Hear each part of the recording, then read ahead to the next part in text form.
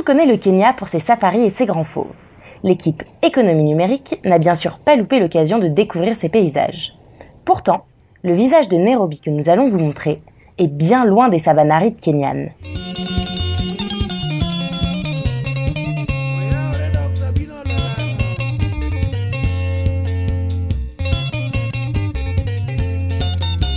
Le Kenya est fier d'avoir obtenu en 2015 le statut de pays à revenu intermédiaire. Et ce n'est pas un hasard s'il est aujourd'hui dans le top 10 des économies africaines. Le Kenya, dès l'indépendance, a choisi une économie de marché.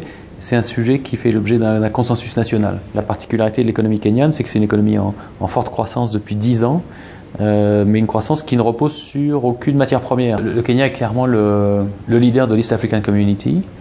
Et le Kenya est bien conscient qu'un de ses atouts est ce rôle de hub. C'est une population de 43 millions d'habitants, donc il y a une population en forte croissance. C'est une population diversifiée, donc on considère qu'il y a 48 ethnies au Kenya. Quand on regarde dans l'ensemble de l'Afrique, c'est un pays qui est généralement très attractif pour les sociétés internationales parce que c'est un pays qui est d'une taille quand même significative. C'est pas aussi gros que le Nigeria, mais c'est quand même assez gros.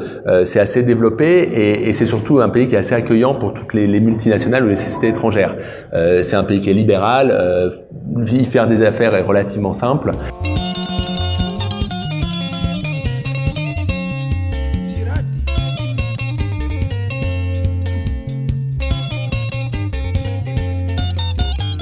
Le Kenya est donc un pays très attractif dont peu voient encore le potentiel.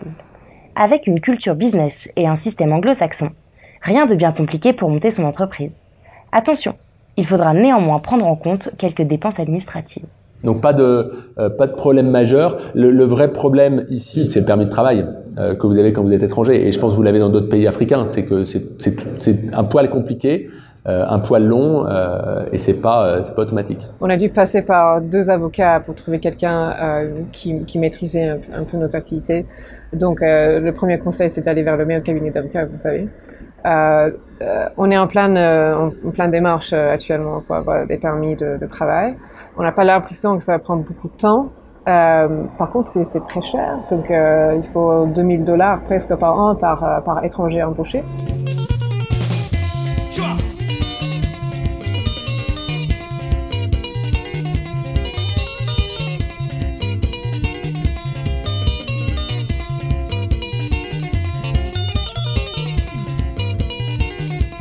Pour embaucher, il vaut donc mieux se tourner vers les Kenyans.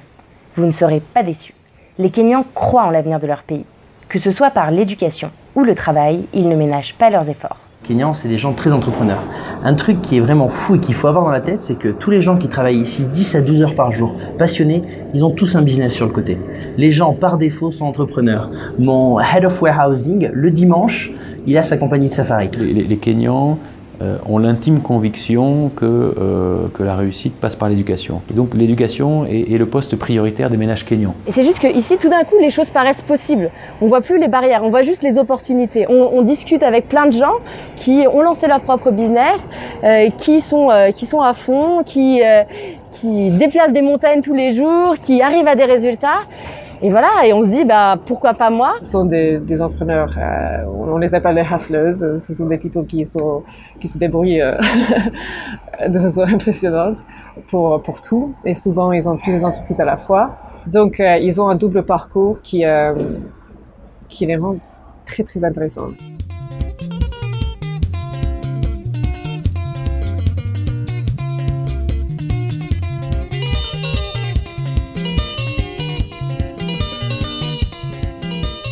Au Kenya, l'équipe Économie numérique a aussi eu la chance de découvrir le miracle M-Pesa.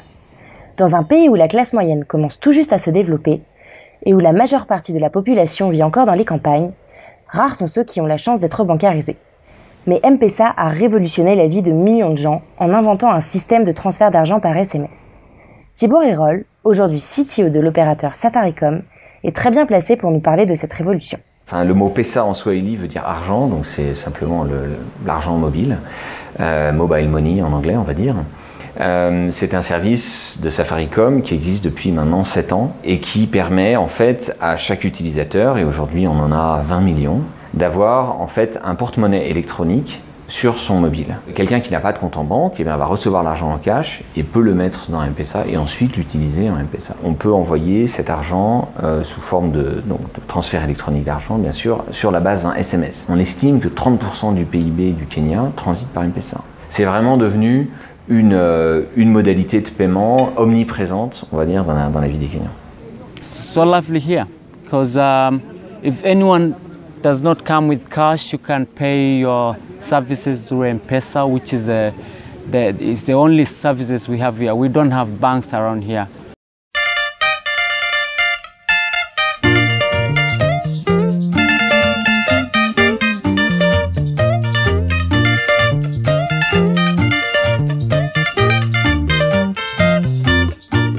En plus de permettre l'inclusion et de favoriser le développement des populations restées dans les campagnes, M-Pesa ouvre un champ illimité de possibilités autour du mobile. Aujourd'hui, pour les Kenyans, tout est possible avec un téléphone portable, ce qui rend la Silicon Savannah de plus en plus attractive et dynamique. Ici, je pense qu'on a déjà la chance au Kenya d'être très bien connectés. Les prix sont assez bas, donc beaucoup de gens qui ont accès à Internet. Et face à cet accès à Internet, on voit qu'il y a un manque de services énorme. Les gens font le match assez naturellement. Quelqu'un qui aujourd'hui a 20 ans, 25 ans au Kenya, toute sa vie il a vécu autour du fait qu'on peut tout faire avec un mobile.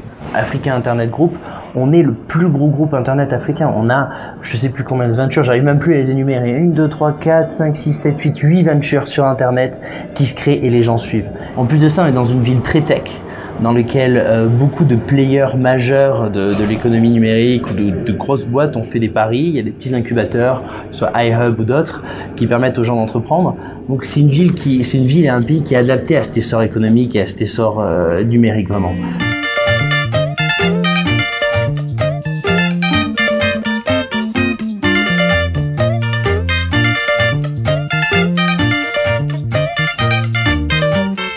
Durant nos 3 semaines à Nairobi, nous avons été impressionnés par le désir omniprésent d'entreprendre. Le Kenya découvre le potentiel d'Internet et des services mobiles, ce qui offre aux entrepreneurs des opportunités innombrables. Nous avons donc été surpris de trouver si peu de Français sur place. Un seul conseil, venez. Des incubateurs et coworking space performants se développent tous les jours pour vous accompagner. Okari, jeune Kenyan ayant appris le français, vous en dit plus sur le iHub. Il y a 3 sections de iHub. Il y a la communauté ici, on est ici à la communauté. Il y a la section qui fait la recherche et puis on a une section de UX, ça veut dire en anglais User Experience. Il y a 2 semaines, on a fait une grande fête pour célébrer 5 ans de iHub.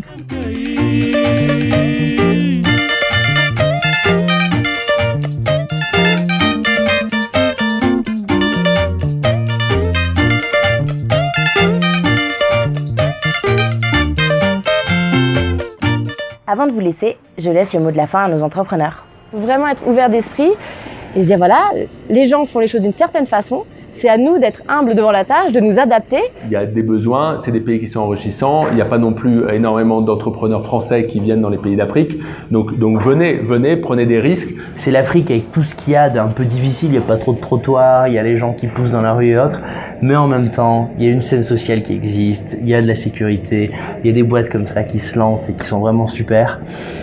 T'as tout pour plaire, venez. Je sais que c'est pas un choix évident pour un Français de venir au Kenya ou en Afrique, mais c'est de plus en plus justifié quand on voit les opportunités. Pour un entrepreneur dans le domaine du numérique, ici au Kenya, je dirais on est un endroit où se passe énormément de choses. Il y a le sentiment au Kenya que si on est audacieux, si on entreprend et qu'on travaille beaucoup, on réussira.